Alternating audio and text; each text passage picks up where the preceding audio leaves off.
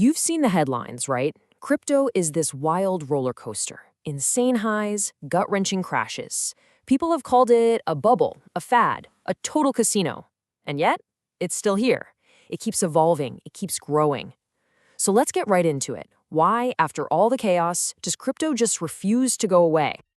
Oh yeah, you've seen this a million times. Every single year, some expert somewhere declares crypto officially dead. And honestly, if you've been skeptical, you've had plenty of good reasons. I mean, given the volatility we've all seen, that's a totally fair take. And that brings us to the big question, the reason we're here. What is this hidden force that gives this tech such staying power? Well, I can tell you, it's not an accident. There's something fundamental in its design, and we're going to pull it apart piece by piece. Okay, let's pop the hood and see what's really going on. The reason crypto hangs on has nothing to do with hype or the price on any given day. It's about this really unique mix of technology, human behavior, and economics that, when you put it all together, creates a system that's just incredibly hard to kill. It pretty much comes down to these three things. First, you've got a real technological breakthrough. I'm talking about things like the blockchain, which is like a public ledger that no one can tamper with, and smart contracts that just run themselves. Then you add in the power of a global network that's getting bigger every day. And finally, you wrap it all up with these clever economic rewards that give people a reason to participate and keep the whole show running. And right at the very heart of all this tech is one big idea: decentralization. You see, unlike a bank or a government, there's no main office to shut down. There's no one CEO who can run it into the ground. Instead, the power is spread out across thousands of computers all over the world, and that makes the whole system unbelievably resilient.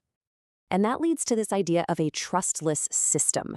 Now, that sounds a little weird, right? Trustless sounds bad, but it actually means you don't have to trust a person or some big company. Instead, you put your trust in open source code and math that anyone on the planet can look at and verify. It's a huge shift from trusting institutions to trusting mathematics.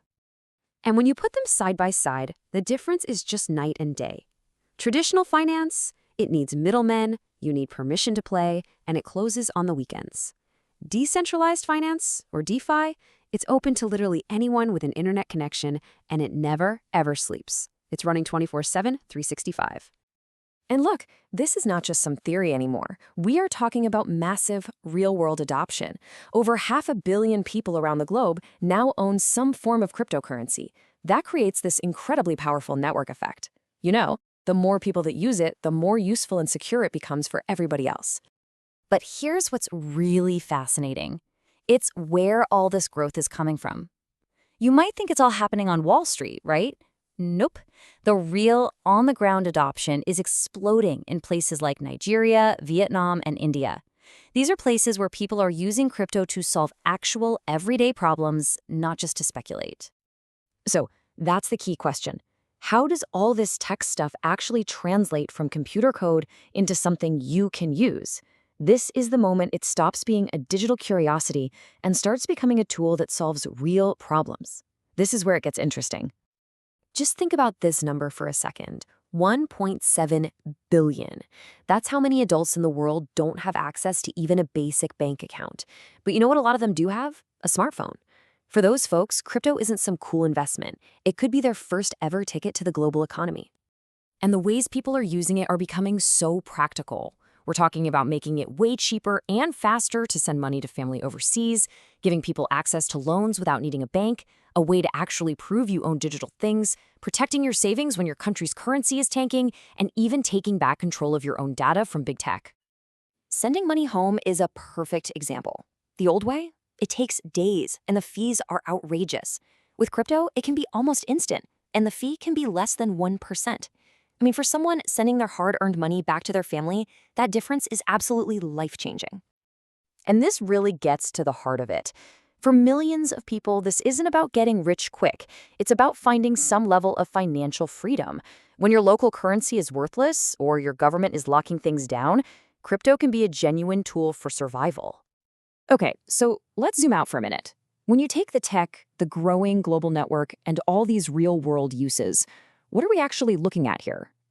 What we're seeing is the messy, chaotic, and totally fascinating birth of a brand new asset class. You know, this whole ride feels a lot like something we've seen before, the early internet. Think about it. It started with tons of skepticism. Then came the huge dot-com bubble that burst in a spectacular crash.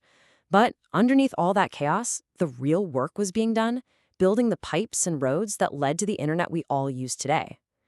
Crypto feels like it's on that exact same journey. And you can see the signs of it growing up everywhere. You can now buy a Bitcoin ETF on the stock market. Huge companies are putting crypto on their balance sheets. You've got giants like PayPal and Visa building it into their services. And governments are finally shifting from trying to ban it to figuring out how to regulate it. That is what legitimacy is starting to look like. So, what all this really points to is a big shift in the story. Crypto is slowly but surely moving away from being seen as just a Wild West casino and toward being seen as a legitimate piece of a modern, diversified investment portfolio. So think about the journey we just took. We started with that old view, right? That crypto is just a speculative bubble, a fad for tech nerds. But after looking at the core tech, the power of the network, and the real-world problems it's solving, we arrive at this totally new view. Crypto as a foundational technology, a new kind of asset that actually has real utility. And that just reframes the entire conversation, doesn't it? The evidence is piling up that this technology is here to stay. So maybe the real question we should all be asking isn't if it's going to survive, but how this big shift towards a more open and decentralized world is going to change all of our lives. And really, to wrap it all up, that's the big idea to walk away with. Whether you're an investor, a skeptic, or just someone trying to figure it all out, something really fundamental is happening. A whole new set of rules for money is being written as we speak, and that's just too big of a deal to ignore.